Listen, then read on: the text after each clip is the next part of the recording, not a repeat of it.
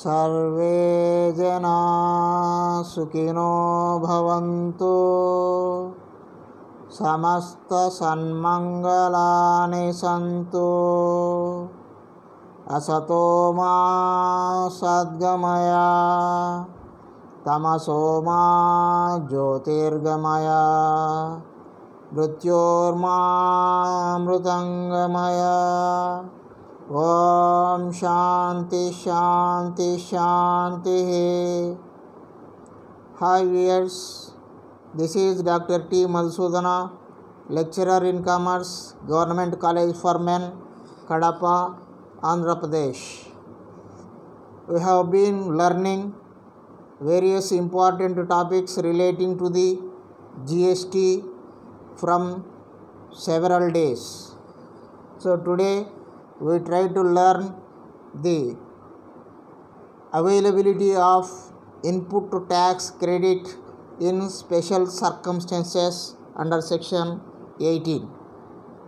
So మనం గత కొద్ది రోజులుగా జిఎస్టీకి సంబంధించినటువంటి ముఖ్యమైనటువంటి టాపిక్స్ గురించి తెలుసుకుంటూ ఉన్నాం. సో అందులో భాగంగా ఈరోజు ఇన్పుట్ ట్యాక్స్ క్రెడిట్ పొందే ప్రత్యేక సందర్భాలు ఏమిటి, కొన్ని ప్రత్యేక సందర్భాలలో ఇన్పుట్ ట్యాక్స్ క్రెడిట్కు ఎలిజిబిలిటీ లేకపోయినా కొన్ని ప్రత్యేక సందర్భాల్లో ఇన్పుట్ ట్యాక్స్ అనేది క్రెడిట్ పొందడానికి వ్యాపార సంస్థలకు జిఎస్టీలో అవకాశం కల్పించడం జరిగింది. సో ఆ స్పెషల్ సర్కమ్స్టెన్సెస్, ప్రత్యేక పరిస్థితులు ఏమిటి అనేది ఈ వీడియో ద్వారా మనం తెలుసుకున్నాం. సో మిత్రులారా, ఈ వీడియో మీకు నచ్చినట్లయితే please like the video, share the video and subscribe the video. Let us start the session. So availability of credit in special circumstances, section 18. A person who has applied for registration is entitled to take credit of input tax in respect of inputs held in stock and inputs contained in semi-finished or finished goods held in stock. Similarly, where any registered person ceases to pay tax under composition scheme, he shall be entitled to take credit of input tax in respect of inputs held in stock, inputs contained in semi-finished or finished goods held in stock and on capital goods on the day immediately preceding the date from which he becomes liable to pay tax under section 9. Similarly, provisions are applicable when an exempted supply of goods or services or both become a taxable supply. The conditions for availing credit are as under. So మనకు input tax credit పొందడానికి వ్యాపార సంస్థలకు లేదా వ్యాపారస్తులకు చట్టంలో కొన్ని eligibility criteria and conditions to be fulfilled by the traders have been specified under GST.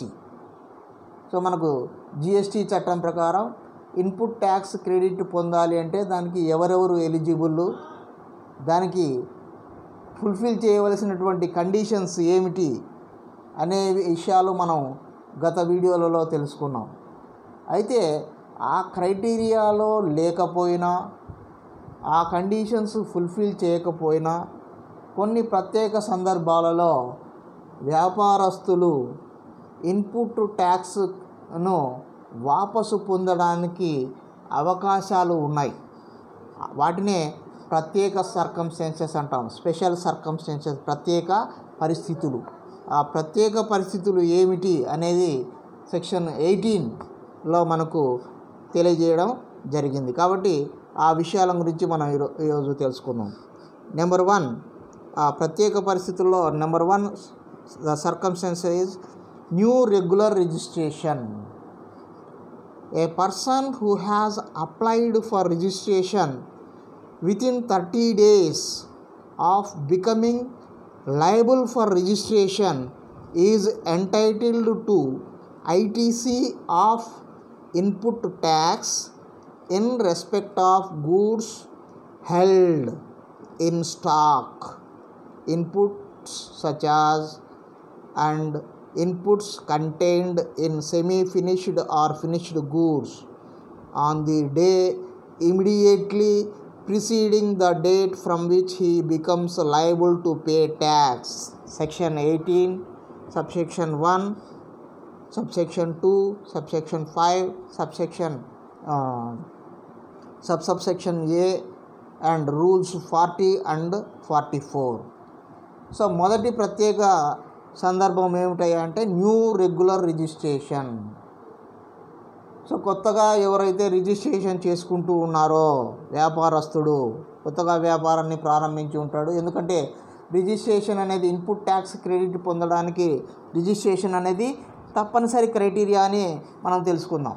So కాబట్టి ఆ విధంగా కొత్తగా రిజిస్ట్రేషన్ చేసే సందర్భంలో ఎవరైతే వ్యాపారం ప్రారంభించిన 30 రోజుల లోపల రిజిస్ట్రేషన్కు అప్లై 30 రోజులు టైం ఉంటుంది. సో ఆ 30 రోజుల లోపల ఎవరైతే అప్లై చేస్తారో ఆ 30 రోజుల లోపల అంటే అతను ట్యాక్స్ చెల్లించే బాధ్యత ఎప్పుడైతే ఏర్పడుతుందో ఆ రోజు నుంచి కూడా అతని దగ్గర ఉన్నటువంటి వస్తువుల స్టాక్ ఏదైతే ఉందో అది ఫినిష్డ్ గూడ్స్ కావచ్చు, సెమీ ఫినిష్డ్ గూడ్స్ కావచ్చు, అంటే అప్పటి వరకు అతని దగ్గర ఉన్నటువంటి స్టాకు మీద అతడు చెల్లించినటువంటి ఇన్పుట్ ట్యాక్స్ అనేది వాపసు పొందడానికి అతనికి హక్కు ఏర్పడుతుంది.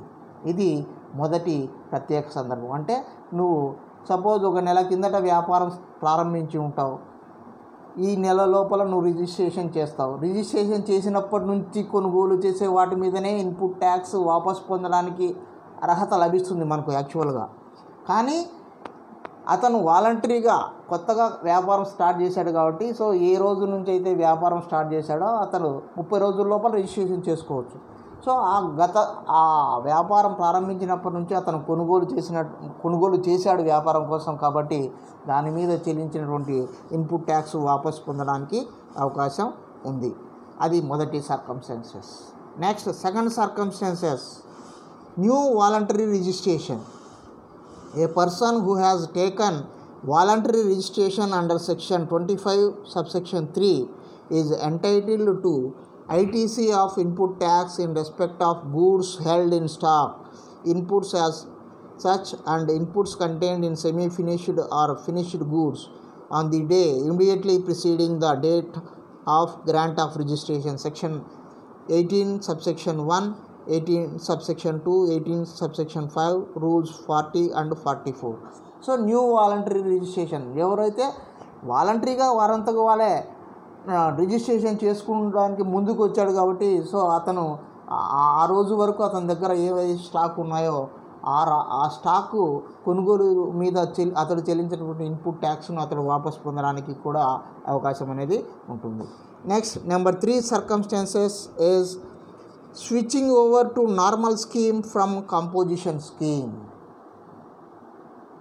అంటే కంపోజిషన్ స్కీమ్ నుంచి నార్మల్ స్కీమ్కు మార్పు చెందినప్పుడు కూడా మనకు ఇన్పుట్ ట్యాక్స్ క్రెడిట్ పొందడానికి అవకాశం ఏర్పడుతుంది. అంటే మనకు కంపోజిషన్ స్కీమ్ అనేది నార్మల్ స్కీమ్ అనేది 2 రకాలైనటువంటి స్కీములు ఉన్నాయి అనేది మనకు తెలుసు జిఎస్టీలో. సో కంపోజిషన్ స్కీమ్ నుంచి నార్మల్ స్కీమ్కు వ్యాపారస్తులు తమ ఇష్టానుసారం మార్పు చేసుకోవచ్చు. సో ఆ విధంగా కంపోజిషన్ స్కీమ్ నుంచి నార్మల్ స్కీమ్కు మారినప్పుడు కూడా అతడు చెల్లించినటువంటి ఇన్పుట్ ట్యాక్స్ క్రెడిట్ వాపసు పొందడానికి అవకాశం అనేది ఏర్పడుతుంది.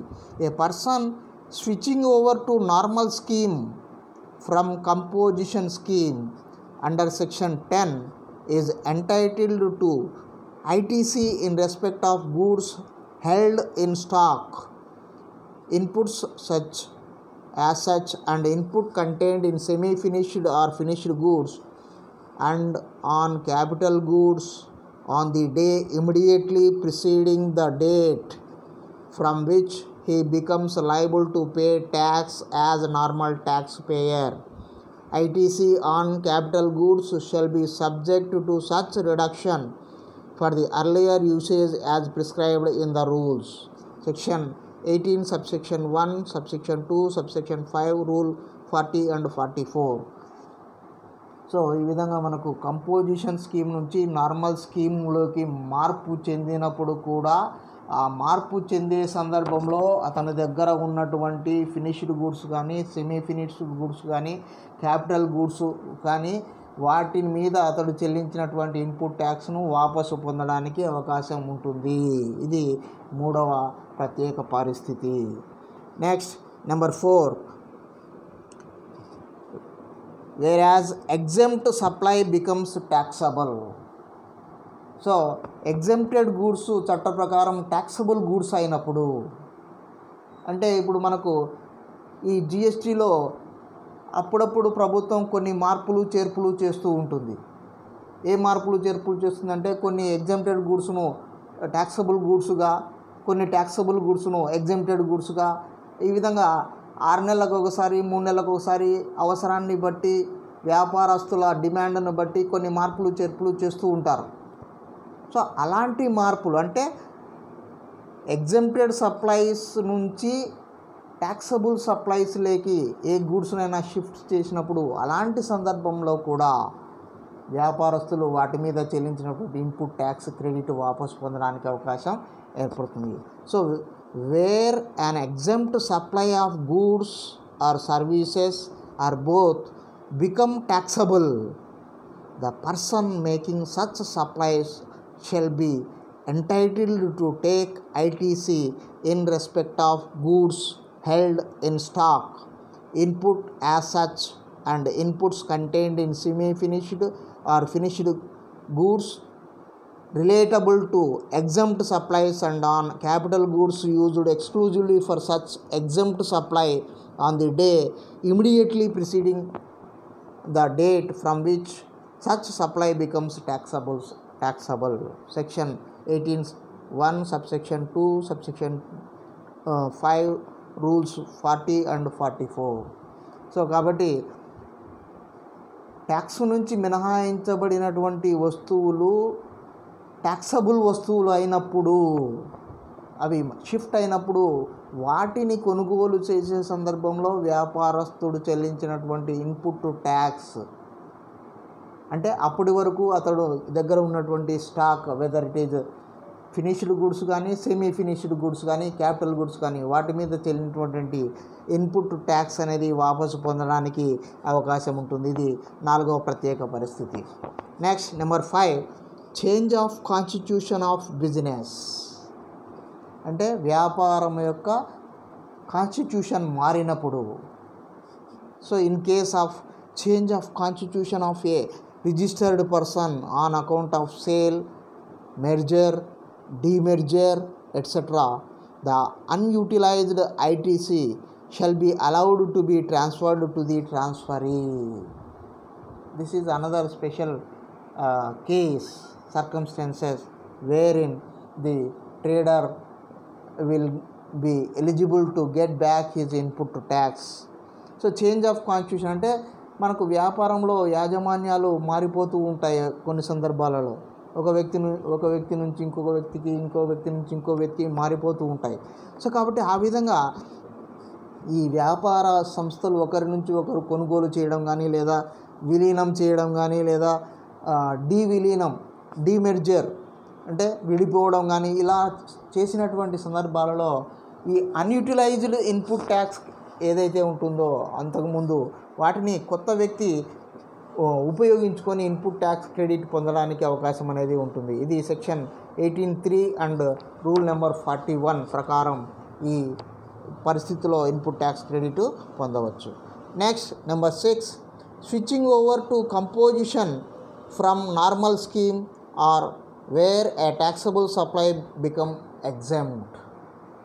సో ఇది మరొక పద్ధతి, మరొక సర్కమ్స్టాన్సెస్ ఏంటి, మనకు ఇంతకుముందు కాంపోజిషన్ స్కీమ్లోంచి ట్యాక్సబుల్ నార్మల్ స్కీమ్లోకి వచ్చినప్పుడు ఇన్పుట్ ట్యాక్స్ క్రెడిట్ పొందుతారు అన్నాం. ఇప్పుడు కాంపోజిషన్ నార్మల్ స్కీమ్లోంచి కాంపోజిషన్లోకి మారినప్పుడు కానీ, లేదా taxable supply become exempt supply, taxable supply నుంచి ఒక ప్రోడక్టు ఎగ్జాంపుల్ సప్లైలోకి మారినప్పుడు కూడా మనకు ఇన్పుట్ ట్యాక్స్ క్రెడిట్ పొందడానికి అవకాశం అనేది ఉంటుంది. A person switching over to composition scheme from normal scheme or where a taxable supply become exempt, the ITC availed in respect of goods held in stock as well as capital goods will have to be determined and paid on the day immediately preceding the date of exercising such option, or as the case may be, the date of such exemption.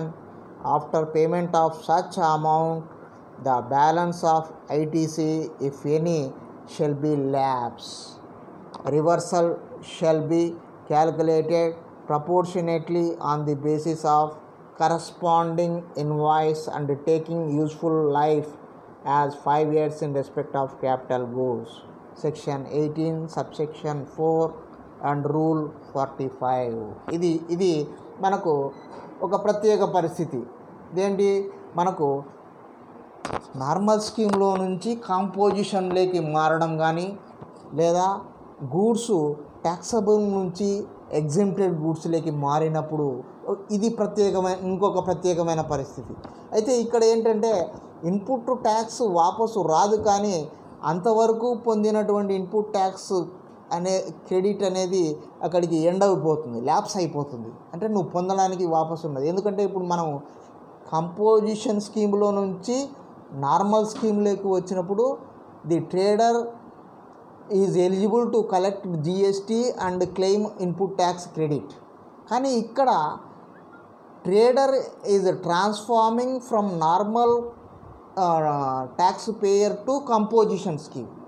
Normal tax position నుంచి కంపోజిషన్లోకి మారుతున్నాడు.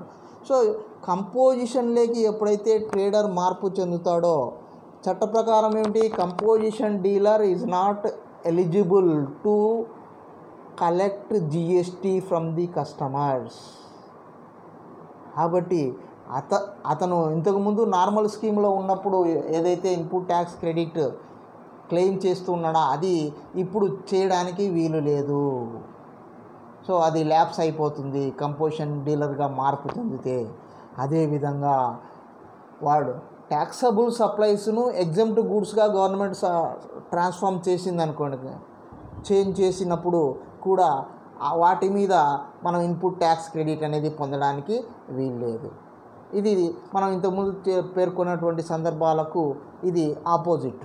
అక్కడేమో మనం input tax credit claim చేయవచ్చు, కానీ ఇక్కడ మనకు claim చేయడానికి లేదు, అది షెల్ బి ల్యాప్స్డ్ అన్నాడు. కాబట్టి అది ల్యాప్స్ అయిపోతుంది, మనకు మిగిలిన వాటి మీద మనం పొందడానికి అర్హత ఉండదు. Next number 7, the supply of goods or plant and machinery on which ITC is taken. In case of supply of capital goods or plant and machinery on which ITC is taken, amount equivalent to ITC availed minus the reduction as prescribed in rules, that is 5% for every quarter or part thereof, shall have to be paid. In case the tax on transaction value of the supply is more, the same would have to be paid. So supply of goods or plant and machinery on which ITC is taken. So మనము